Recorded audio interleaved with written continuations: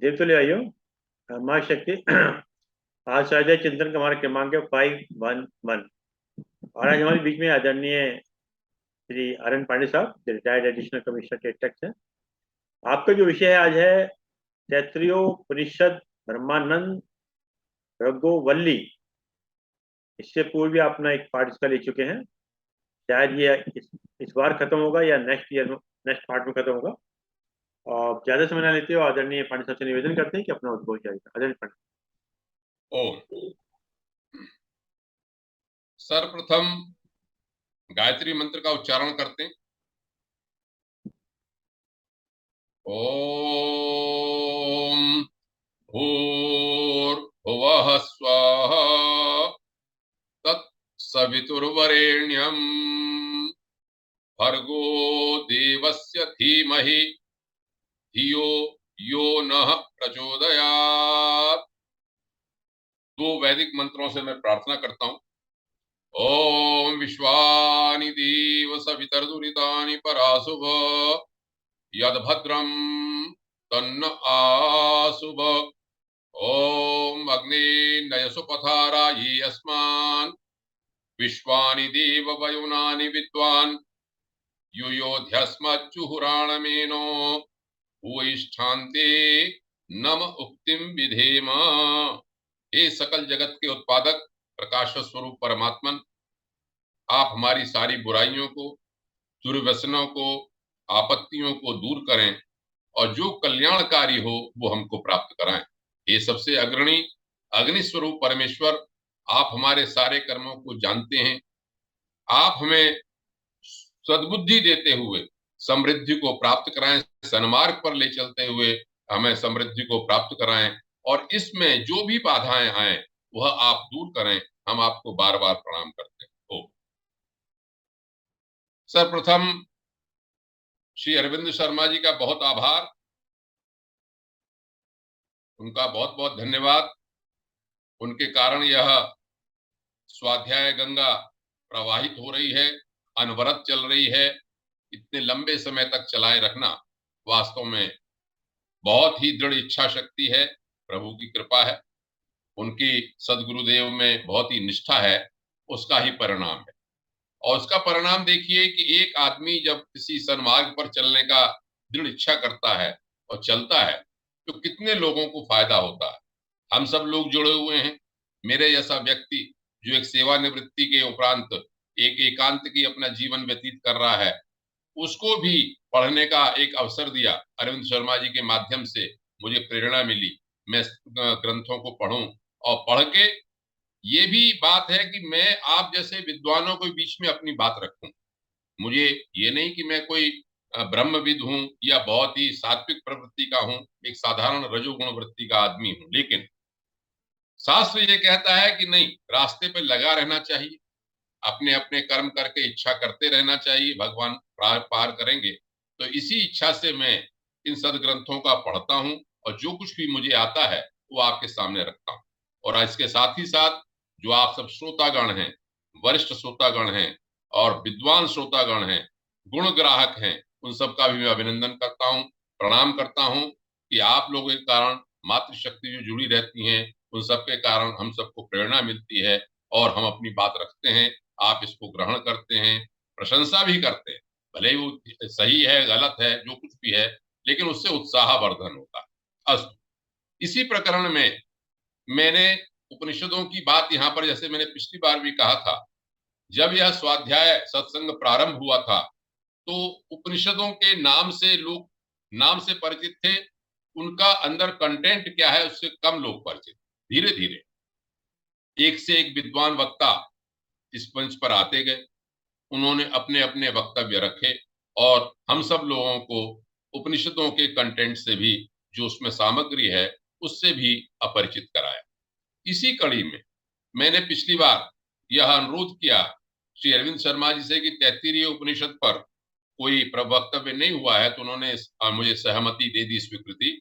तो मैंने पिछली बार से तैत्तिरीय उपनिषद पर बोलना प्रारंभ किया।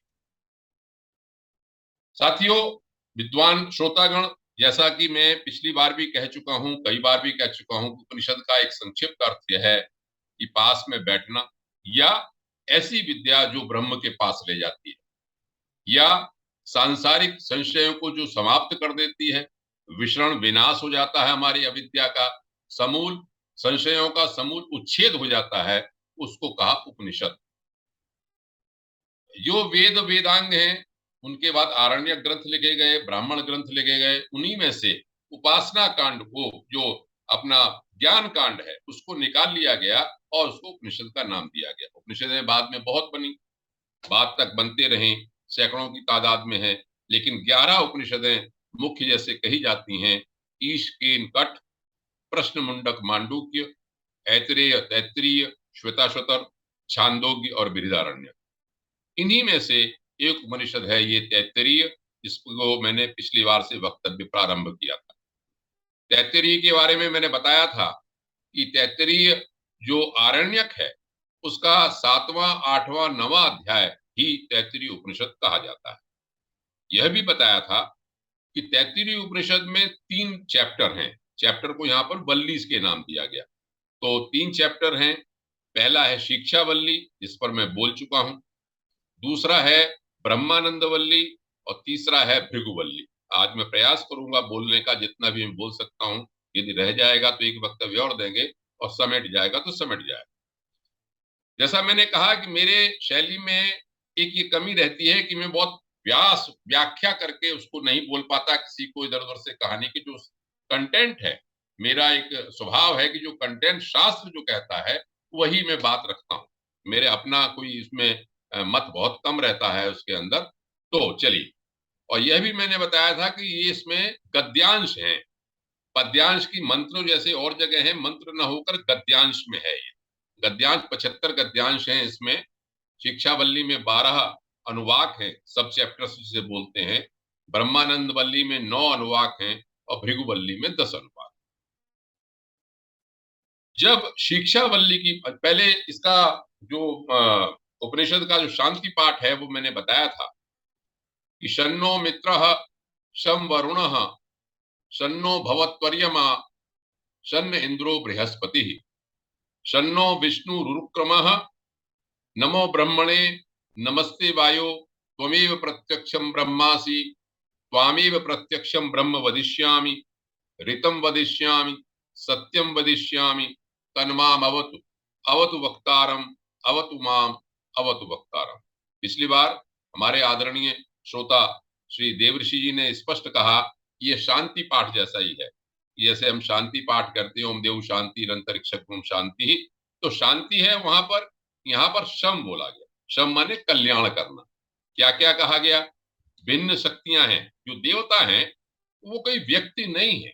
ये बार बार समझ लेना चाहिए कि जो परब्रह्म परमात्मा जो भी विशाल शक्ति है, उसके जो अलग अलग छोटी छोटी शक्तियां हैं जो विशेष काम करती हैं, उन्हीं को देवता कहा।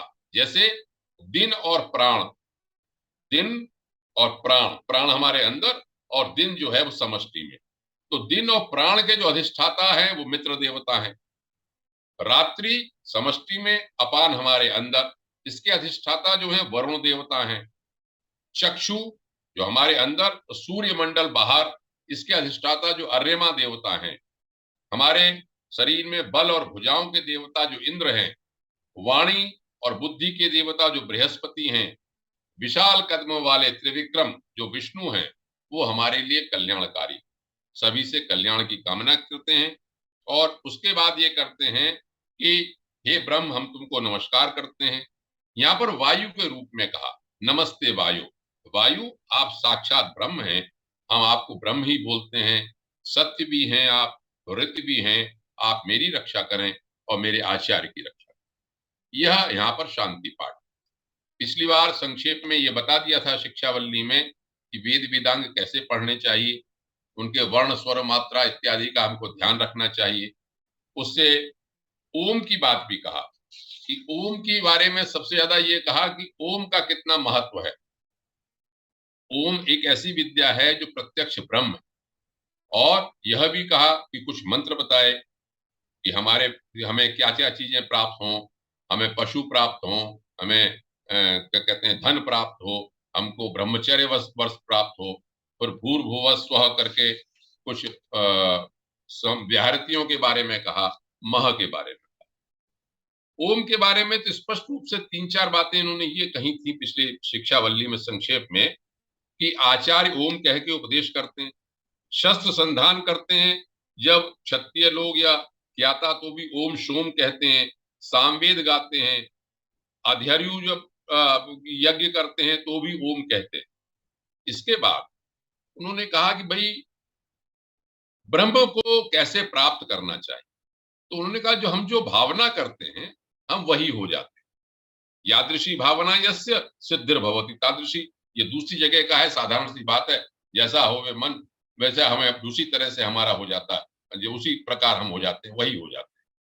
तो कुछ ऋषियों ने अलग अलग बातें कही इसमें, कि सदाचार का जो साधारण बात हम सब लोग जानते हैं वही इसमें उपनिषदों में कही गई, और वही हमारी परंपरा से, सनातन परंपरा से हमारे पूर्वज हमको सिखाते रहे, और मनुस्मृतियां बनी और भी ग्रंथ बने, और अब भी जब हमारे माँ बाप थे और पूर्वज लोग थे वो हमेशा इन्हीं बातों को कहते रहे कि सदाचार का भाषण करो भाई, पालन करो, सत्य भाषण करो, तपश्चर्या करो, इंद्रियों का निग्रह करो, अग्निहोत्र करो, अतिथियों की सेवा करो, कुटुंब वृद्धि करो, प्रजनन करो, संतान अच्छी उत्पत्ति करो, वेदों को पढ़ो, तप करो, ये सब बातें कहते रहे, इस वैदिक परंपरा कहते रहे। उसके बाद जब आचार्य के यहाँ से ब्रह्मचारी जाते हैं, तब उन्होंने जो एक प्रवचन करते हैं, एक उपदेश करते हैं गृहस्थ आश्रम में जाने के लिए, वो बहुत अच्छा था, वो मैंने आपको बताया था। जिसका संक्षेप में अर्थ यह है कि सत्य बोलो, धर्म का पालन करो, स्वाध्याय और प्रवचन में प्रमाद मत करो, जैसा हम लोग स्वाध्याय कर ही रहे हैं। आचार्य के लिए दक्षिणा लाके दो। एक बड़ी महत्वपूर्ण बात जो मैंने जोड़ दिया था, संतान परंपरा का उच्छेद मत करो। ये बार बार कई उन्होंने अच्छी बात कही थी। सत्य से प्रमाद मत करो, धर्म कार्य हमेशा करो, उन्नति के साधनों से कभी चूक मत करो। हमेशा माता पिता आचार्य अतिथि को देवतुल्य समझो, जो अनिंदनीय कार्य हैं वो करो। हमने जो आचार्य कहता है, हमने जो अच्छे काम किए हों उन्हीं को तुम करना। उन्होंने कहा दान करो, श्रद्धा के साथ दान करो, बिना श्रद्धा के साथ दान मत करो।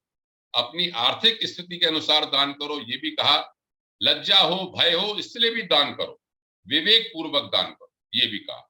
और जब कोई शंका हो किसी काम में हमें करना है कि नहीं करना है, तो जो अच्छे लोग हैं, जानकार लोग हैं, विद्वान लोग हैं, उनके पास जाओ। संक्षेप में यही सब बातें पिछली बार की शिक्षावल्ली में आई।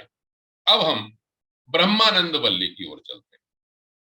शुरू में कुछ कठिन सा लगेगा, लेकिन बाद में जब इसकी समाप्ति होगी तो आपको लगेगा कि हाँ अच्छी बात है, साधारण सी बात कही है। मैं अपनी टर्मिनोलॉजी को प्रयास करता हूँ कि साधारण शब्दों में ही रखूं, क्योंकि ये ग्रंथ ही संस्कृत में है, तो संस्कृत में बोलने के बाद ही उसी से बातें निकल के आती हैं सारी की सारी। ये जब ब्रह्मानंद वल्ली इन्होंने प्रारंभ की, तो इसमें जो शांति पाठ एक दे दिया, मतलब छोटी इस ब्रह्मानंद वल्ली में भी एक शांति पाठ दे दिया, वो हम सब लोग जानते हैं। जो सरस्वती शिशु मंदिर में पढ़े हैं वो भी जानते हैं, और जो भोजन से पहले मंत्र बोलते हैं वो भी जानते हैं। बड़ा प्रसिद्ध है ये। ओम सहना भवतु सहनौ भुनक्तु सह वीर्यं करवावहि तेजस्वी नावधीतमस्तु मां विद्विषावहि। क्या अर्थ हुआ इसका? साधारण सा अर्थ है कि हे ओम माने हे परमात्मा, नौ माने हम दोनों कौन? गुरु और शिष्य, दोनों के दोनों की आप रक्षा करो, दोनों हम पालन करें आपका, दोनों का हमारा दोनों का पालन करो आप, और हम दोनों साथ साथ शक्ति को प्राप्त करें, और जो विद्या हमने पढ़ी है वो तेजोमयी हो, हमारी तेज को हमारे बढ़ाने वाली हो। और यह भी कहा कि हम आपस में द्वेष न करें, आचार्य शिष्य से और शिष्य आचार्य से द्वेष न करे।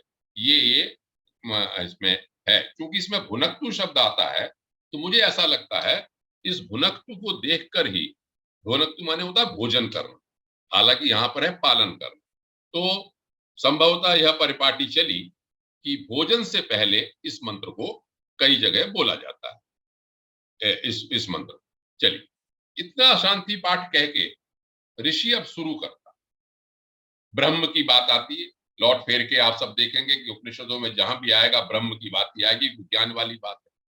तो इन्होंने जो प्रारंभ किया वो किया ब्रह्मविद आपनोति परम। मैं थोड़ी संस्कृत बोल दी, लेकिन इसके हिंदी का एक प्राय मैं जोड़ दूंगा। अर्थ क्या हुआ कि ब्रह्म ज्ञानी पर ब्रह्म को प्राप्त कर लेता है।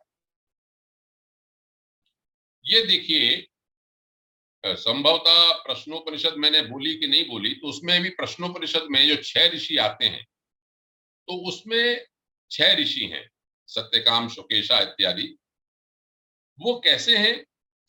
ब्रह्मविद हैं, ब्रह्म परा है, और ब्रह्म को जान, मतलब वो वेदों को जानते हैं, तपस्या करने वाले हैं, लेकिन पर ब्रह्म को जानना चाहते हैं। तब वो पिपलाद ऋषि के पास जाते हैं और पिपलाद ऋषि से ये कहते हैं कि आप हमको पर ब्रह्म के बारे में बताइए, जिसको जानने के बाद सब कुछ जान जाते हैं, उसको बताइए। तो वो ये कहते हैं कि भाई 1 वर्ष हमारे यहाँ रुको, हमारे आश्रम में रुको, तपस्या करो, श्रद्धा के साथ रहो यहाँ पे, और जब 1 वर्ष हो जाएगा तब मैं आपको बताऊंगा। तो उन्होंने प्रश्न किया। तो वो परब्रह्म की विद्या, ब्रह्मविद होते हुए भी परब्रह्म को जानने की जो शक्ति, मतलब मेरा ये जो मुझे लगता है, मेरा व्यक्तिगत विचार यह है कि पढ़ना पर्याप्त नहीं, बिल्कुल, वरना तो मैं ही ब्रह्म ज्ञानी हो जाता। जो तप और श्रद्धा है वो ये बड़ा महत्वपूर्ण है। हमारे वेदों में, उपनिषदों में तप के ऊपर बहुत जोर दिया गया कि तप करो। अभी भृगुवल्ली में आएगा इसके बारे में, इसमें भी आएगा। तो अब इन्होंने ये कहा कि ब्रह्मविद जो होता है वो ब्रह्म को पा लेता है। पहले तो अपने शास्त्र का ज्ञान किया, फिर तपस्या की, फिर ब्रह्म को प्राप्त कर लिया। अब ब्रह्म को प्राप्त करने के लिए क्या होता है? मुंडक उपनिषद में यह बात आती है, मुंडक उपनिषद में, कि मैं संस्कृत को अवॉइड करता हूं, हिंदी में बोलता हूं। उसका अर्थ यह है कि जो उस ब्रह्म को जान लेता है या ब्रह्म ज्ञानी हो जाता है, वह ब्रह्म ही हो जाता है। तत्परमम ब्रह्मवेद ब्रह्मैव भवति। एक बात और कह देते हैं, मुंडक उपनिषद की बात बता रहा हूं। वहां पर कहा यो ब्रह्म ज्ञानी हो गया, उसके कुल में कोई भी ऐसा व्यक्ति पैदा नहीं होता जो ब्रह्म ज्ञानी न हो। ये गारंटी तक देती उसमें मुंडक उपनिषद। वो शोक को तर जाता है और उसकी जो ग्रंथियां हैं, वो पाप की जो ग्रंथियां हैं, वो सब की सब समाप्त हो जाती है, ये कहा, और विमुक्त हो जाता है, मोक्ष को प्राप्त कर लेता है। अमृतो भवति, अमृत तत्व को, अमर पद को प्राप्त कर लेता है। अब थोड़ा सा मैं आगे बढ़ता हूं। आगे बढ़ने में इन्होंने एक दूसरी यहां पर लाइन कह दी, बहुत प्रसिद्ध लाइन। ब्रह्म है क्या?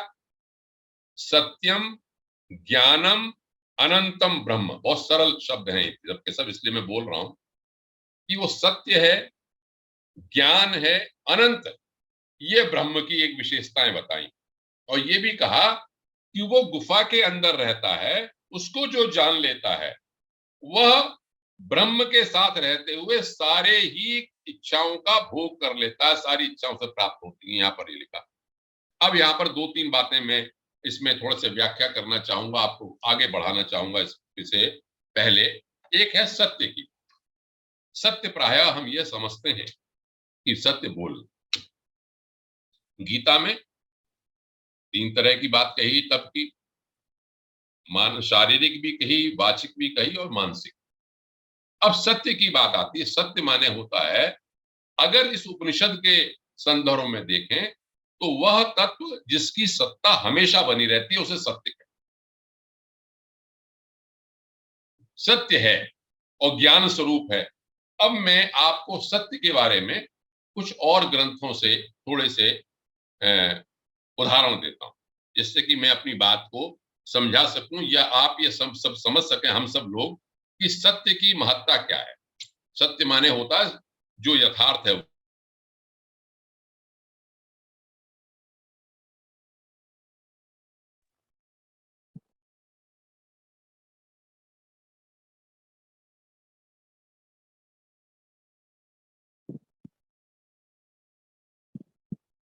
ब्रह्मेति, सत्यम ही एव ब्रह्म, सत्य ही।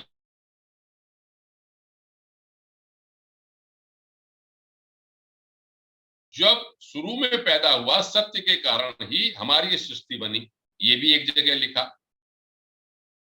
इस सत्य का महत्व जो लोग श्रीमद् भागवत पुराण जानते हैं, आप देखिए कैसे उपनिषदों का ज्ञान या वेदों का ज्ञान पुराणों से कैसे लिंक होता है। आप सबने सुना होगा, जानते हैं, भाई कृष्ण जन्मभूमि बनी हुई है मथुरा में, श्री कृष्ण जी ने जन्म लिया। जन्म कहाँ लिया? कारागार में लिया। कारागार में कहाँ लिया? वसुदेव जी और पिता थे उनके, और देवकी उनकी माता। जब ये वर्णन श्रीमद् भागवत में आता है तो ये हम लोगों को कहते हैं कि अवतार जो प्रकट होता है वो शारीरिक मैथुनी सृष्टि से नहीं होता, बल्कि वो प्रकट होता है, तेज होता है, वो प्रकट होता है। तो वसुदेव जो है वो बुद्धि है, बुद्धि से मन में आया, देवकी के अंतःकरण में हुआ, अंतःकरण में प्रकाश हुआ, ऐसा कहते हैं। खैर, मैं जो बात कहना चाहता हूं कि जब यह पता चल गया देवताओं को, वहां पर यह वर्णन है कि भगवान अब प्रकट होने वाले हैं, अवतार लेने वाले हैं, तो 10वां स्कंध जो है उसके दूसरे अध्याय में यह लिखा है कि शंकर और ब्रह्मा जी आदि देवता सब आए उस कारागार में जहां देवकी माता थी, और उन्होंने उनकी स्तुति, बहुत अच्छी लंबी स्तुति है। मैं जो बात बताना चाहता हूं, यह बड़ा प्रसिद्ध श्लोक है। जब भी श्रीमद् भागवत का कोई पारायण करते हैं, प्रवचन करते हैं, तो बहुत प्रसिद्ध से, बहुत मन से इसको बोलते हैं। मैं इसलिए इसको कोट किया, नोट किया इस समय, और धरण भी कर दे रहा हूं कि इसमें सत्य की बात कही। सत्यम व्रतम सत्य परम त्रिसत्यम सत्यस्य योनिम निहितम च सत्ये सत्यस्य सत्यम अमृत सत्य नेत्रम सत्यात्मकम त्वम शरणम प्रपन्नाः। संस्कृत में और कुछ ना समझ में आया हो, इतना समझ में आया होगा, सत्य बार बार आ रहा है, सत्य शब्द बहुत बार आया। इसका हिंदी में अर्थ क्या हुआ कि वो देवता लोग कह रहे हैं कि हे प्रभु, आप सत्य संकल्प हैं और सत्य ही आपकी प्राप्ति का श्रेष्ठ साधन है। सृष्टि स्थिति प्रलय के समय इन जो असत्य अवस्थाएं हैं, इसमें भी आप सत्य रहते हैं। मैं इस बात को इसलिए दूर लेना चाह रहा हूं, जो संक्षेप में सूत्र में बात कह दी उपनिषद में, सत्यम ज्ञानम अनंतम ब्रह्म, या मैंने कह दिया कि सत्य का अर्थ है वह तत्व जिसकी हमेशा सत्ता रहती है, उसी को विस्तार करने के लिए या उसी की पुष्टि करने के लिए मैं इस श्लोक को उद्धृत करता हूं। क्या कहा कि आप सृष्टि स्थिति प्रलय, ये तो असत्य अवस्थाएं, इनके बाद भी आप सत्य रहते हैं, इनके बावजूद भी। पंच दृश्यमान भूतों के आप कारण हैं, अंतर्यामी होकर सब में विराजमान भी हैं। ये जो दृश्यमान जगत है, इसके परमार्थ स्वरूप हैं। मधुर वाणी के आप बनाने वाले हैं, समदर्शन के प्रवर्तक हैं, सत्यों के प्रवर्तक हैं, आप सत्य स्वरूप हैं। हम सब आपकी शरण में आए। ये वहां पर स्तुति। तो सत्य के जो हम बताना चाहते हैं, जब ब्रह्म को सत्य कहते हैं तो उसको बड़े विस्तार से देखना चाहिए, ये मेरा मानना है। मैं ऋग्वेद का एक और 7वें उसका उनका कहते हैं, उसका ऋग्वेद का एक मैंने मंत्र कोट किया हुआ है, उसका हिंदी में अर्थ बता देता हूं। उसका अर्थ यह है कि जानने वाले मनुष्य को सत्य और असत्य दोनों को अच्छी प्रकार से जानना चाहिए, कि सत्य और असत्य तो एक तरह से स्पर्धा करते हैं। इस संसार में कलयुग में आप देख लिया होगा, होड़ लगी हुई है झूठ बोलने की। कोई कट्टर सत्यवादी है, कोई कट्टर असत्यवादी है, सभी लोग एक दूसरे की होड़ लगाए हुए। तो वहां पर भी उन्होंने कहा दोनों विरोधी होते हैं। उनमें जो सत्य जो है वो सरल है और धर्मानुकूल है, उसी की ही रक्षा प्रभु करते हैं। मैं ये कहना चाह रहा था इसमें, उस मंत्र में ये कहा कि जो सही मार्ग पर चलता है वो उसी की रक्षा करते हैं प्रभु, और असत को विनष्ट कर देते हैं। ये बात ब्रह्मानंद वल्ली में भी आगे आएगी। आगे मैं इसको अपना कोट करूंगा, तब बताऊंगा इसको इस तरह से। एक बात और, एक जगह तो ऋग्वेद के दशम मंडल में तो ये कहा कि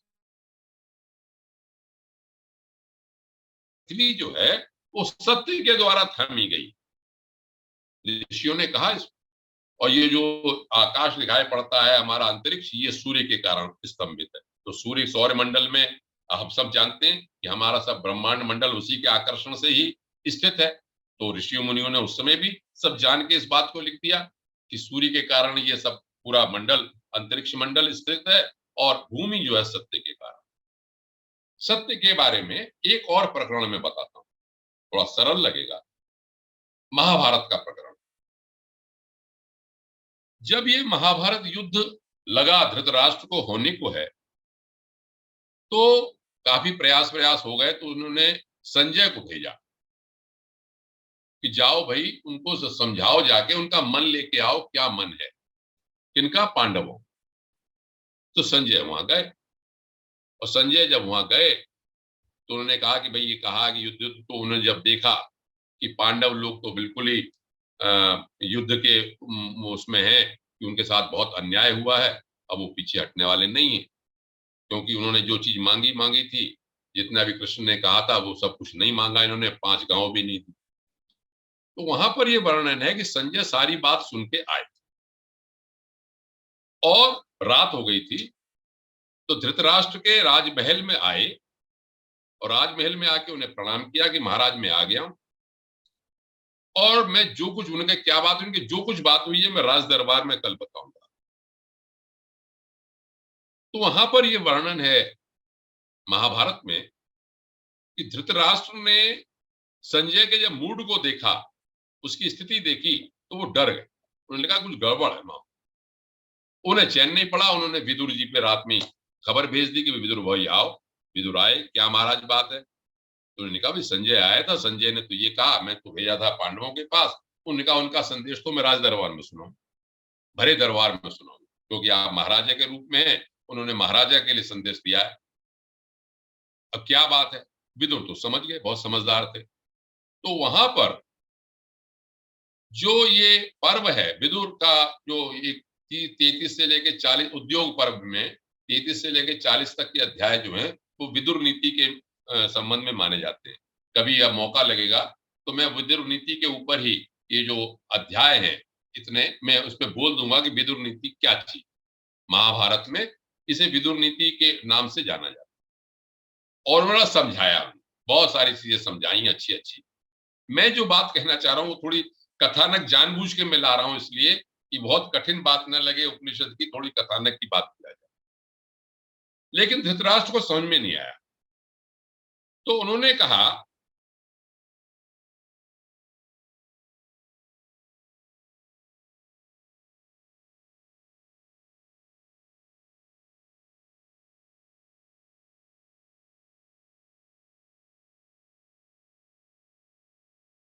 लेके चल रहा था, तो मुझे वहां पर एक श्लोक मिला। उसमें लिखा, सत्यात्मा भव राजेंद्र, सत्ये लोका प्रतिष्ठिता, कास्तु सत्य मुखान आहु, सत्य ही अमृतम अहितम। हिंदी में अर्थ इसका ये हुआ, उन सनद सुजात ऋषि ने ये कहा धृतराष्ट्र से कि हे राजन, तुम सत्यात्मा बनो। क्यों? कि सत्य से ही सारे लोग ये प्रतिष्ठित हैं, स्थित हैं, सारे के सारे। और जो राजा लोग होते हैं वो सत्य का मुख कहे जाते हैं,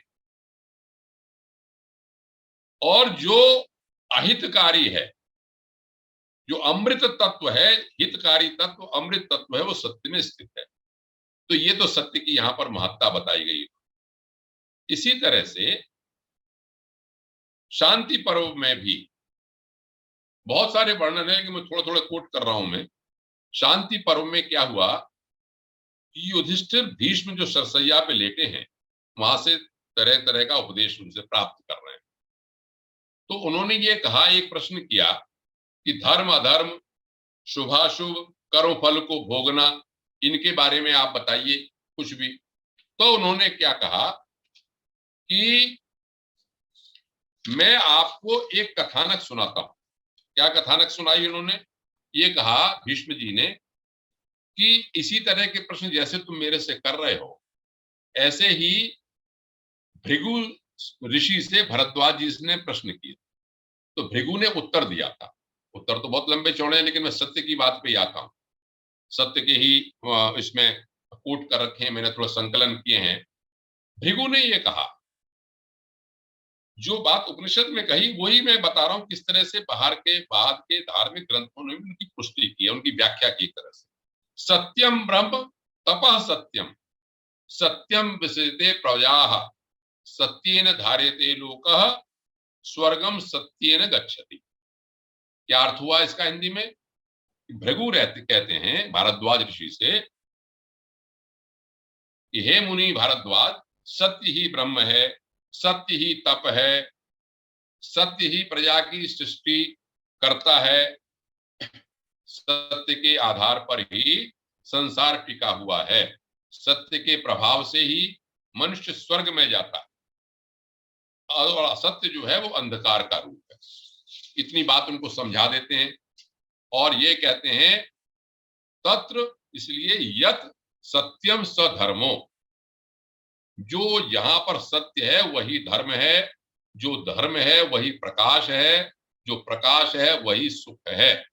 इतनी बात इन्होंने भृगु ऋषि ने भारद्वाज जी को बताई। एक जगह और वहां पर ये कहा, भीष्म जी ने भी इस बात की पुष्टि करते हुए युधिष्ठिर से कहा है कि सत्यम धर्मस तपो योगः। हिंदी में अर्थ उसका बता देता हूं मैं कि सत्य ही धर्म है, तप है और योग है, सत्य ही सनातन ब्रह्म है। जो मैं बात यहां पर लेना चाहता हूं, सत्यम ज्ञानम अनंतम ब्रह्म। उपनिषद में जो बात कही कि सत्य ज्ञान और अनंत जो है वो ब्रह्म है, कैसा है? सत्य है, ज्ञान रूप है और अनंत है, ये ब्रह्म के लक्षण बताए गए। तो इस बात को भीष्म जी ने भी कहा कि सत्यम ब्रह्म सनातनम, सत्य को ही परम सनातन ब्रह्म कहा गया है, सब कुछ सत्य पर ही टिका हुआ है, ये यहाँ पर इन्होंने बात कही। और उसके बाद भी कई सारे श्लोक हैं, उसमें एक श्लोक का अर्थ ये कहा कि सत्य से बढ़कर कोई धर्म नहीं है, झूठ से बढ़कर कोई पातक नहीं है, सत्य धर्म की आधारशिला है। चलिए अब आगे बढ़।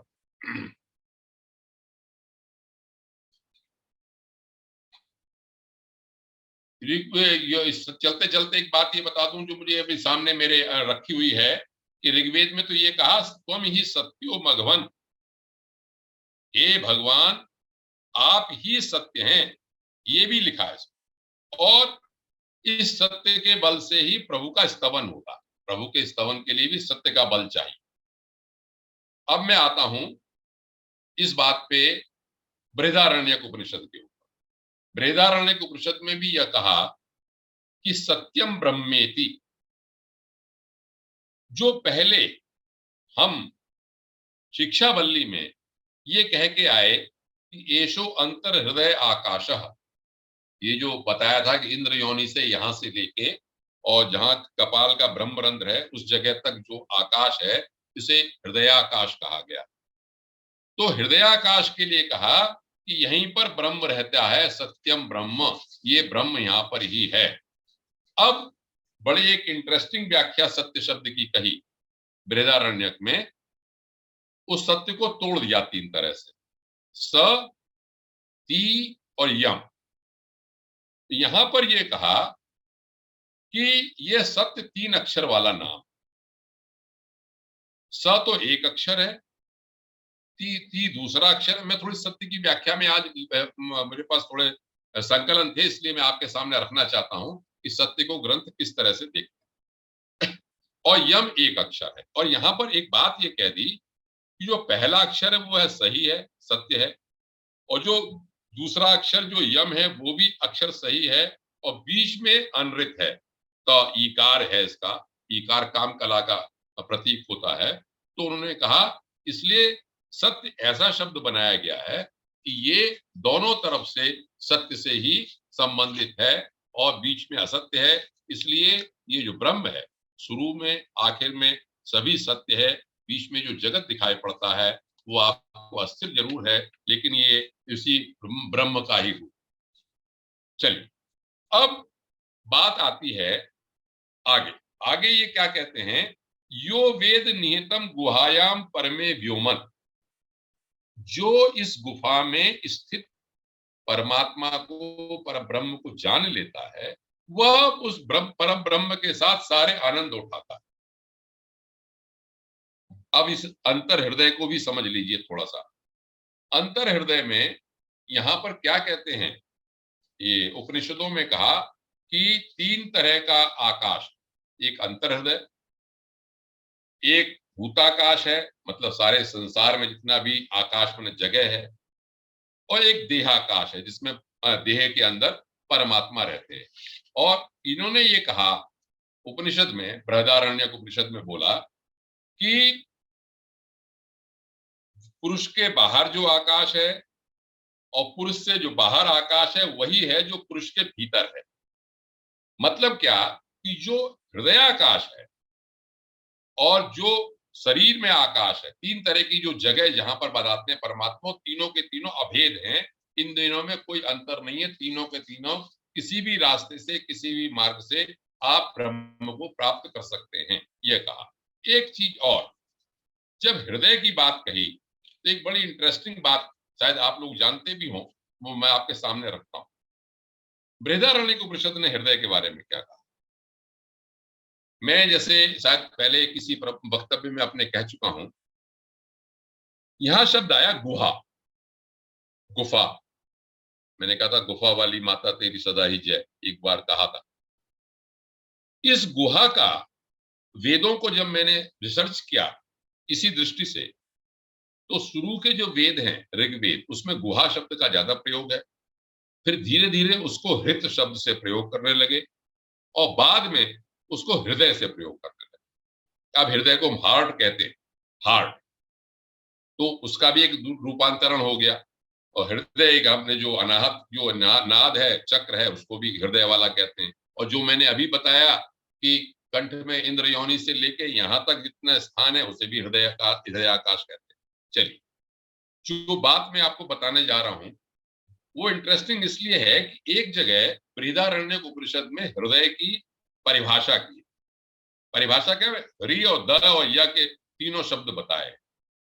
ये आजकल जो हृदय का काम है, हार्ट का, वो कैसे ऋषि मुनियों को पता होगा, वही वो जाने उसको। यहाँ पर स्पष्ट लिखा है, क्या लिखा है, हिंदी में बताता हूं मैं उसको, कि जो हृदय है वह प्रजापति है, यह ब्रह्म है, यह सर्व है, यह हृदय 3 अक्षर वाला है। ये तो पता ही है, 3 अक्षर वाला तो है ही। ह्रिय, यह एक अक्षर है जो ऐसा जानता है उसके प्रति स्वजन अन्य जल बलि समर्पण करते। द एक ऐसा अक्षर है जो ऐसा जानता है जिसे अन्य जन स्वजन देते हैं। और जो यम है वह ऐसा अक्षर है जो स्वर्गलोक को जाता है। इसकी व्याख्या समझ लीजिए, क्या मतलब हुआ इसका। हरि का मतलब ये होता है जिसका कर्म आहरण करने का है। आहरण, हार्ट पे अगर जो आपका हार्ट है, जो हृदय है, उसके ऊपर भी अगर उतारें तो मुझे इसलिए इंटरेस्टिंग लगा इस बात को कहते हुए कि बृहदारण्यक उपनिषद में हृदय की व्याख्या करते समय जो भौतिक हार्ट है वो और जो हृदय आकाश ब्रह्म के संबंध में, वो दोनों मिलते जुलते हैं। हरि माने आहरण कर, जो अगर अपना हृदय ले लें, हार्ट जिसे बोलते हैं, तो वो उनको सब आहरण करता। और वहां पर भी लिखा कि जो हृदयाकाश वाला ब्रह्म है, इसमें ह्री शब्द जो है उसका काम है आहरण करना, काम है आहरण करता। और उसके बाद क्या होता है कि जो हृदय उन्हें उपभोक्ता के प्रति ले जाता है। और ह्री अक्षर ऐसा है जो जानना चाहिए आहरण करता कर। और द से क्या करता, देता। द में क्या चीज देता है, तो यहां पर लिखा पावर देता है, वीर्य देता है, शक्ति देता है, इंद्रियों को जो शक्ति प्रदान करता है। तो नेचुरली ऑक्सीजन लेता, ऑक्सीजन में बदलता उस तरह से, तो शक्ति प्रदान करता है। और यम कहते हैं फिर गति कर देता है, वापिस को लौटा देता है। तो ये यहाँ पर हृदय की एक हार्ट के प्रति भी बृहदारण्यक में एक ये परिभाषा मिलती है स्पष्ट रूप से। और ये ब्रह्म के ऊपर उन्होंने उतारा कि जो हृदय आकाश है उसमें इस तरह से ब्रह्म का रूप भी हमको देखना चाहिए। चलिए, यहां तक हो गया। अब मेरा समय, मुझे लगता है कि एक और वक्तव्य इस पे होगा, तब जो ब्रह्मानंद वल्ली की जो बात मैं बताना चाहता हूं वो बात भी पूरी होगी। चलिए, एक और वक्तव्य ले लेंगे, तब इसको आनंद को पूरा करेंगे। अब इसमें क्या बताते हैं आगे, इन्होंने आगे ये कहा कि अब तत्व की बात आती है, इसमें पंच तत्व की बात आती है कि परमात्मा से आकाश तत्व बना, आकाश से वायु तत्व बना, वायु से अग्नि बना, अग्नि से पृथ्वी जल बना, जल से पृथ्वी, पृथ्वी से अन्न पैदा हो गए और अंत में अन्न में ही सब विलीन हो जाते हैं। यहां पर एक बात, अन्न की श्रेष्ठता बताई। अन्न की श्रेष्ठता बताता है, ये कहा कि अन्न से ही प्राणी पैदा होते हैं और वृद्धि को प्राप्त होते हैं और अन्न खाया भी जाता है। एक और बात कहते हैं, अन्न प्राणियों को खाता भी। यहाँ पर व्याख्या करते समय लिखा उपनिषदकार ने कि अद्यते अतिच, इसको हम लोग खाते हैं तो ये हमको भी खाता है। मतलब धीरे धीरे हमारा इसी से विसरण हो जाता है, विलय हो जाता है इसी के अंदर ही। अब अन्न के बाद ये प्राण की ओर जाते हैं। जो 5 कोश की बात भृगुवल्ली में विस्तार से आएगी, वो यहाँ पर ही इन्होंने इसको बता दिया कि पहले अन्न की बात कही, फिर प्राण की बात कही, फिर मन की बात कही, फिर विज्ञान की बात कही, फिर आनंदमय की बात। मैं आज जो थोड़ा बहुत समय बचा है, वो मुझे लगता है जो आनंद की मीमांसा में करना चाह रहा था वो अगले वक्तव्य में ही होगी, लेकिन चूंकि शास्त्र को मैं बता रहा हूं इसलिए कुछ तत्व मैं आपके सामने रख देता हूं कि इसमें लिखा क्या है। इसमें क्या लिखा कि जब भी ये शरीर की तुलना की उन्होंने, तो एक पक्षी से तुलना की इस उपनिषद में। पक्षी के सिर होता है, 2 पंख होते हैं, दाया और बायां, मध्य भाग होता है, पूंछ होती है, उसका आधार होता है। तो एक शैली है उपमा देने की उपनिषदकार की। उन्होंने कहा कि देखिए, यदि अन्न रसमय हम शरीर देखें तो उसका सिर तो सिर है, दाई भुजा है, बाई भुजा बाई भुजा है, मध्य भाग शरीर का मध्य भाग है और आधार या पुष जो है वो दोनों पैर। ये तो हो गया शरीर, भौतिक शरीर जो हम लिए हुए हैं। अब क्या कहते हैं, अगर प्राण में शरीर देखें, प्राण में कोश में चले जाएंगे तो उसका जो सिर है, महत्वपूर्ण चीज है वो प्राण है, दाया एक पंख अपान है और एक व्यान है। अपान कहते हैं नीचे ले जाता है, व्यान जो फैला हुआ है। उनका मध्य भाग क्या है, मध्य भाग आकाश, आकाश माने स्पेस, जो जगह रहती है वो इसका मध्य भाग है और पृथ्वी इसके जो है वो आधार है। जब मनोमय की बात करते हैं तो कहते हैं कि नहीं भाई, मनोमय में सिर जो है वो यजुर्वेद है, जिसे यज्ञ वगैरह करते हैं, और दाया पंख ऋग्वेद, बाया पंख सामवेद, और जो विधि वाक्य हम जो मंत्र की जिस तरह से मंत्र बोलते हैं वो इसका मध्य भाग है और इसको जो जड़ है वो इसकी अथर्ववेद। जब विज्ञानमय की बात करते हैं, चैतन्य, जिसे चैतन्य आत्मा के रूप में भी मानते हैं, यदि उसे शरीर के रूप में देखें तो यहाँ पर ये ऋषि उपनिषदकार कहते हैं कि जो उसका सिर है वो श्रद्धा है। श्रद्धा के बिना आप चैतन्य आत्मा को प्राप्त नहीं कर सकते। और उसके बाद ऋत और सत्य इसके दोनों पंख हैं। और मध्य भाग क्या है, योग। योग माने जुड़ना। आप किस मार्ग से उस चैतन्य से जुड़ते हैं, तब आप महनीय होते हैं, तब इस महिमा को प्राप्त होते हैं।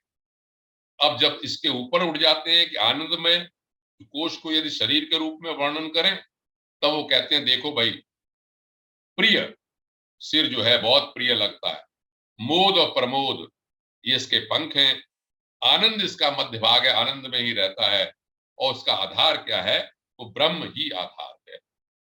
अब आगे क्या कहते हैं, आगे कहते हैं देखो भाई, यदि कोई ये कहता है कि ब्रह्म नहीं है, ब्रह्म को असत कहता है, असत माने नहीं है, तो वो स्वयं ही असत हो जाता है। कहने का मतलब ये, यदि हम ये कहते हैं कि परम सत्ता नहीं, तो नहीं है, उसके लिए तो है ही नहीं। और जो कहता है कि ब्रह्म है, उसकी सत्ता को मानता है, उसकी सत्ता को मान के आगे चलता है, वही सत्पुरुष होता है, वही प्राप्त कर सकता है। बिना मानने वाला प्राप्त नहीं कर सकता। अस्तित्वेभ्योपलब्धभ्य तत्त्वभावेन चोभयो, कठोपनिषद के अंत में आया है कि जो ये कहता है कि अस्थि है, वही को ये उपलब्ध होता है, वरना ये उपलब्ध नहीं हो सकता। तो अब उसके बाद कहते हैं सृष्टि की बात करते हैं। मैं सृष्टि की बात एक दो पैराग्राफ करके इसको समाप्त करूंगा आज की बात को। मेरी बात जो ब्रह्मानंद वाली जो मैं कहना चाह रहा था वो अभी रह गई है। मीमांसा जो मैंने एक बार कही थी कि 10⁻20 कि ब्रह्मानंद क्या है, कि एक के आगे यदि 20 जीरो लगा दें तो ब्रह्मानंद है। इसकी मीमांसा इसमें की गई है ब्रह्मानंद वल्ली में। ये मैं अगले वक्तव्य में बताने का प्रयास करूंगा। इस समय मैं एक बात ये कहता हूं, इसमें अगला हिस्सा क्या कहा, इसमें ये कहा कि जो बहुत प्रसिद्ध है, बहुत कहते हैं एको हम बहुत श्याम, मैं एक हूं बहुत हो जाऊं। यहां पर उपनिषद में इस बात को इस तरह से लिखा कि परमात्मा ने सोचा सु अकामयत, उसने इच्छा की क्या, बहुश्याम, बहुत हो जाओ। एको हम बहुश्याम नहीं लिखा, यहां पर लिखा सो अकामयत बहुश्याम, मैं बहुत हो जाऊं। प्रजा ये थी, मैं सृष्टि करूं। तो उन्होंने क्या कहा, तपो तप्यत, तो तप की बात आती है, तप किया, विचार किया, तब उसने प्रत्यक्ष दिखने वाली रचना की। इस जब प्रत्यक्ष रचने दिखने वाली रचना की तब रचना भी की और उसमें प्रविष्ट भी हो गया। ये उपनिषदकार कहते हैं मूर्त अमूर्त, दिखाई पड़ने वाले न दिखाई पड़ने वाले, बताने में आने वाले और न आने वाले, आश्रय देने वाले न देने वाले, चेतन जड़ सत्य असत्य, सब में ही वो सत्य स्वरूप परमात्मा हो गया। आ तो सत्य की बात है क्योंकि सत्ता है, भले ही वो थोड़े समय के लिए हो। इसलिए जो कुछ भी दिखाई पड़ता है उसे ज्ञानी जन सत्य ही कहते हैं। जो कुछ भी हम कह रहे हैं वो सत्य ही है। अब अभी रस की बात तो रस पे ही ले जाके छोड़ता हूं तो अच्छा लगेगा। तो जब ये बना लिया, या ये प्रकट होने से पहले जगत कहता था अव्यक्त था, लेकिन अब प्रकट हो गया तो सत हो गया। पहले असत था, असत का अर्थ अव्यक्त भी है। तो जब व्यक्त हो गया तो परमेश्वर ने अपने को स्वयं चूंकि प्रकट किया है, इसलिए इसको सुकृत कहते हैं। बस यहां पर यही बात समझने की है कि ये जगत जो है वो आप बेकार न समझ। जब आप कड़कड़ में भगवान देखेंगे और भगवान ने ही बनाया है तो उपनिषदकार ये कहते हैं इसका नाम है सुकृत। सुकृत माने अच्छा किया हुआ, सुकृत है। अब बात आती है जो मैं समाप्त करूंगा इस बात पे कि जब सुकृत की बात कहते हैं तो कहते हैं जब ये सुकृत है, यहां पर मैं आपको यही बात बताता हूं कि जो बात सबसे अच्छी इसमें आपको बार बार लोग कहेंगे वो है यद्वै तत् सुकृतम। चूंकि यह संसार परमात्मा ने बनाया है, स्वयं प्रकट हो गया है, इसके अंदर है, ये सुकृत है, इसलिए क्या है, रसो वैसा। बस चाहे वो भगवान की, अभी मैं एक श्रीमद् भागवत का प्रकरण प्रवचन सुन रहा था, रासलीला का प्रकरण था, उसके अंदर बड़ा कुछ लोग तो बहुत ही आपत्ति करते हैं, लेकिन जो उसके अंदर घुसे हुए हैं, जो तत्व को जानते हैं, वो यहां से उठाते हैं इस बात को, रसो वैसा। और रास क्या है, रसानाम समूह इति रासः। और वो उसमें गोपियां क्या है, चिन्मय। कभी इसका प्रकरण आएगा तो मैं इसकी व्याख्या करूंगा आपको कि वास्तव में किस तरह से समझना चाहिए और लिखा हुआ क्या है, वो निर्गुण किस तरह से हैं, जहुर गुणमयम देहम, उनका गुणमय देह कैसे छूट गया, चलिए वो दूसरा प्रकरण है। वो रासमय, रासेश्वर जो है वो रसो वही सह। ये पूरा संसार ही जब सुकृत है तो वो रसमय है। और इसको पाके क्या होता है, जब रस को आप पालेंगे तो आपको अच्छा लगेगा ना। तो इसलिए ये उपनिषद कहती है कि रस ही एवायम लब्ध्वा आनंदी भवति। वो ब्रह्म रसमय है, इसलिए उसको पाकर आनंदी भवति, आनंदमय हो जाता है व्यक्ति। बस केवल दृष्टिकोण की बात है कि हम उसको दृष्टिकोण को कैसे लेते हैं। तो मैं इस बात को आज अपनी ब्रह्मानंद मीमांसा को यहां समाप्त करता हूं। अगली बार ब्रह्मानंद मीमांसा और भृगुवल्ली इसको समाप्त करूंगा, इसको अच्छी तरह से मन में उतार ले। जो कुछ भी बात कही गई, सबसे बड़ी बात उपनिषद, तैत्तिरीय उपनिषद ये कहती है, मैं नहीं कह रहा हूं, ये परमात्मा ने संसार को प्रकट किया है। पहले अव्यक्त था, अब व्यक्त हो गया, और व्यक्त होके ये इसी के अंदर अनुसूत है, और इसका सुकृत एक अच्छी चीज सृष्टि होने के कारण ये रसमय। हम सब लोगों की दृष्टि, हम सब लोगों का दृष्टिकोण, संसार में रहते हुए प्रत्येक जगह परमात्मा का दर्शन, और ये मेरा अपने व्यक्तिगत बात में कह रहा हूं, और रसमय होना चाहिए, आनंदमय। रस को प्राप्त करो, रस को अनुभव करो, भगवान की अनुभूति हर जगह प्रकट अनुभव करो और रसमय हो जाओ। यही रास लीला है, तो ये चिन्मय लीला है। हम सच्चित आनंद उसके अंश हैं, सत भी हैं, चित भी हैं, आनंद भी हैं। तो हमें, अगर हम इस रूप को नहीं भूलेंगे, इस रास्ते पे चलेंगे, तो हमेशा ही आनंद में रहेंगे। आप सब लोग इसको जानते हैं, इस तत्व को जानते हैं। आनंद उठाइए भगवान के, ब्रह्मानंद को आनंद लीजिए। आज का वक्तव्य में ये यम लब्ध्वा आनंदी भवति, हम सब लोगों पे प्रभु कृपा करें, चाहे वो भक्ति मार्ग से, चाहे वो ज्ञान मार्ग से, चाहे कर्म मार्ग से, लेकिन एक बात यह है, आनंदमय रहें। बस भगवान ऐसी कृपा करें और हम भी अपनी ऐसी दृष्टि बनाएं। इसके साथ में आज का वक्तव्य समाप्त करता हूं। जो बची कुछ बात में अगले वक्तव्य में कहूंगा। धन्यवाद आदरणीय आनंद पांडे साहब। आज आपने तैत्तिरीय उपनिषद ब्रह्मानंद भृगुवल्ली लिया, और शायद ये अगले पार्ट में समाप्त होगा। अब मैं सभी को अनम्यूट कर देता हूँ, फिर बाद में दो शब्द आदरणीय देवऋषि साहब बोलेंगे। सत्यम ज्ञानम अनंतम ब्रह्म, जो ऋषि यहाँ तैत्तिरीय उपनिषद का ऋषि कहता है, उसको गीता के 2:16 में भी यही कहा गया, नास्तो विद्यते भावो न भाव विद्यते सते। असत्य का भाव नहीं है, असत्य की सत्ता नहीं है, और सत्य का अभाव नहीं है। तत्वदर्शियों ने दोनों को ही इस बात को जाना कि सत्य क्या है, असत्य क्या है। तो सत्य की सत्ता को उन्होंने हमेशा भाव किया, और सत्य जो है वो चेत है, जो निरंतर है, सतत है, और जो जड़ है वो शरीर है, संसार है। शरीर और संसार दोनों की एकता है, दोनों में सामंजस्यता है, दोनों एक ही चीज के दो नाम है। तो शरीर लगातार अभाव में जा रहा है और सत्य अपनी जगह कायम दायम है। तो सत्य यही है जो ज्ञान है, चेतना है, जो सब ज्ञानों का सोर्स है, और अनंत है, निरंतर है, और अनंत देश काल परिस्थिति घटना सबसे दूर अनंत यही ब्रह्म है, और सत्य ही केवल इसका स्वरूप है, और यही रस है, यही आनंद है। और इसका ऋषि हमेशा आनंद के लिए प्रेज करता है कि हमें आनंद में रहना होगा। बहुत बहुत प्रशंसा, आभार, आपने इतना सुंदर वर्णन किया है तैत्तिरीय उपनिषद का, आनंद मिला। साउंड खोलिए, आपकी साउंड बंद है। हाँ, बहुत बहुत आभार आपका। कालरा साहब तो विद्वान है, देखिए कहाँ से सही बात कही इन्होंने, ना सतो विद्यते भावो ना भावो विद्यते सता। बिल्कुल सही बात। मेरे ख्याल से नैप साहब कुछ बोल रहे हैं शायद।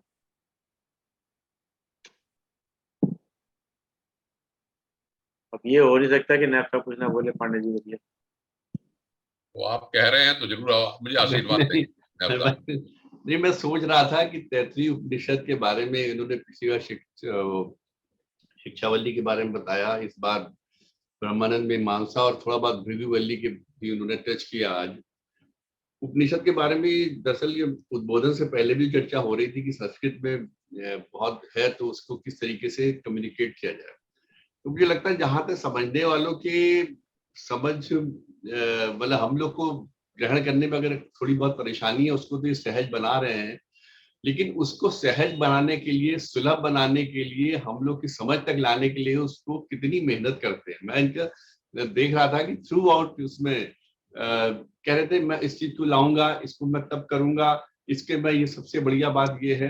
मतलब ही इनके पास इतना ज्ञान भरा हुआ है, पांडे जी के पास इतना ज्ञान भरा हुआ है, वो चाहते कि सब कुछ उड़ेल दें, लेकिन किस तरह उड़ेलें कि सामने वाला ग्रहण कर ले। ग्रहण करने वाली की क्षमता होनी चाहिए। तो वो कह रहे अच्छा अगली बार ये बताऊंगा, अच्छा इसको मैं इसमें ये चीज ये है, ये बहुत इंटरेस्टिंग है। तो वो चाहते हैं कि जो उसमें सबसे उत्तम चीज है वो ग्रहण करने वाले तक पहुंच जाए, जो वो बताना चाह रहे हैं वो वहां तक पहुंच जाए। अब ये हम लोग की क्षमता पे है कि हम लोग कि कितनी परेशानी उनको होती है, उनको कितनी तैयारी करनी पड़ती है और कितनी मेहनत करनी पड़ती है कि चीजों को ग्रहण करने के लायक बनाए और सहज बनाए, सुलभ बनाए, सरल बनाए, ताकि वो सीधे हम तक पहुंच पाए। इसलिए इनके जब बात करते हैं तो मैं इनको ना केवल इनकी वार्ता को सुनता हूँ, ना केवल मैं उनको सुनता हूँ, इनके हाव भाव, इनके तौर तरीके और इनकी मेहनत। जब ये कहते हैं मैं उसमें ये चीज दी है, लेकिन बस कितनी मेहनत करके ये आते हैं, कितनी मतलब कितनी ऊर्जा लगाते हैं। आपकी इस ऊर्जा के लिए, उस ऊर्जावान उद्बोधन के लिए आपका बहुत बहुत धन्यवाद। बहुत बहुत आभार। आपकी इस प्रशंसा से ही मैं और मेहनत करता हूँ। बहुत सुंदर। हम सबको फायदा हो रहा है लगातार। प्रभु की कृपा। राजन जगदीशी साहब, क्या बताया, सब कुछ तो बोल दिया। नाथ साहब ने सब कुछ बोल दिया। और कमाल की बात है कि अभी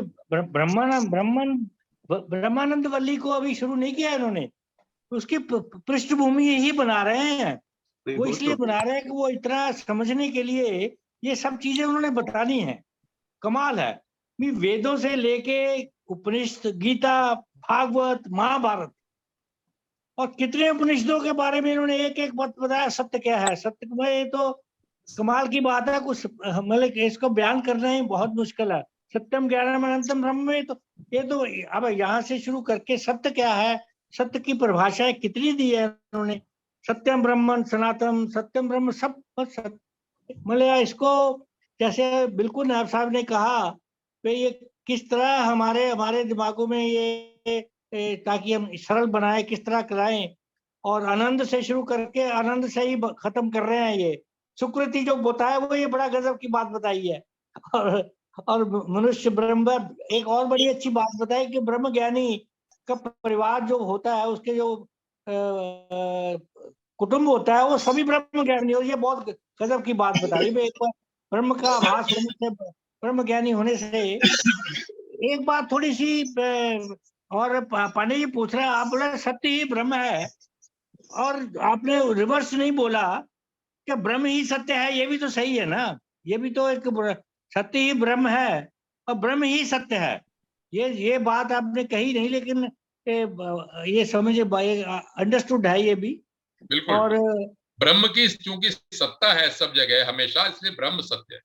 हाँ, जो तो है वो वही सर्वव्यापक वाली बात है। जैसे आपने इसका अंत में भी यही बोला कि सब हर जगह प्रभु को सर्व सच्चिदानंद सब करके, सचित आनंद करके, सर्वव्यापक करके सब प्रभु को देखें तो आनंद में रहें। और बात सारी आनंद की आती है। अंत में आपने आनंद में ही रहा कि सभी को ये प्रार्थना है, प्रभु से भी प्रार्थना है, सबसे आग्रह भी सब आनंद में रहें। यही हमारी सबकी इच्छा ही है, सबके लिए प्रार्थना है। प्रभु से यही प्रार्थना करते हैं हम। इसी तरह आनंद, आज आनंद विभोर हो चुके हम, बिल्कुल आनंद विभोर। और इतना कुछ, मैं तो नोट्स बना रहा हूँ, ये देखिए बिल्कुल हर चीज के नोट्स बने हुए हैं। और इनको क्या क्या दिन में देख लेता हूँ और देख कर समझ लेता हूँ।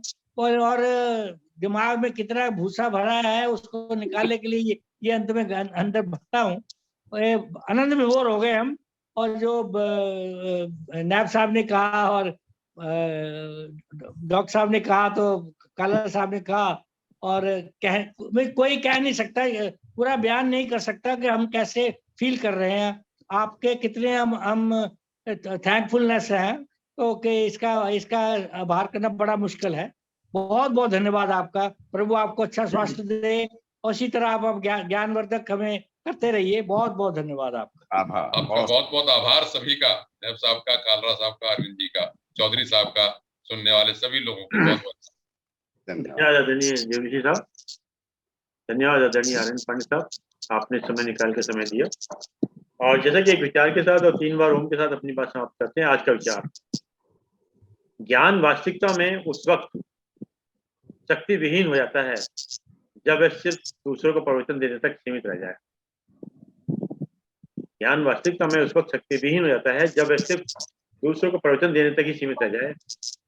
जिस ज्ञान का हम स्वयं उपयोग नहीं करते, जिस ज्ञान का हम स्वयं उपयोग नहीं करते, जिसको स्वयं अपने ही आचार विचार, सोच, दृष्टिकोण तथा आचरण में नहीं लाते, वे ज्ञान पूर्णतः निरर्थक है। आइए, वह ज्ञान पूर्णतः निरर्थक व निर्जीव ही हो सकता है और कुछ नहीं। आइए 3 बार उनका उच्चारण करते हैं।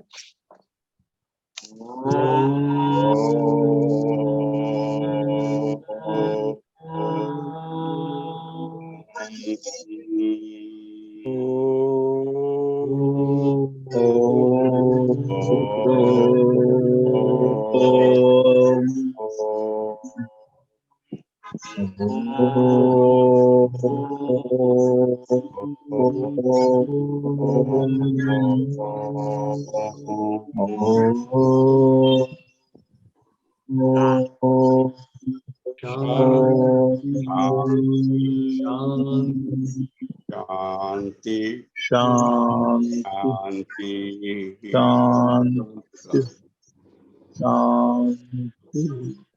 सभी को प्रणाम। नमस्कार जी। धन्यवाद, प्रणाम।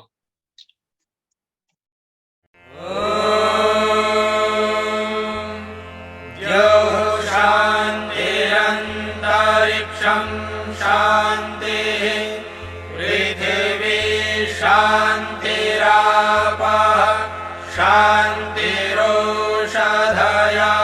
शान्तिः वनस्पतयः शान्तिर्विश्वे देवाः शान्तिर्ब्रह्म शान्तिः सर्वं शान्तिः शान्तिः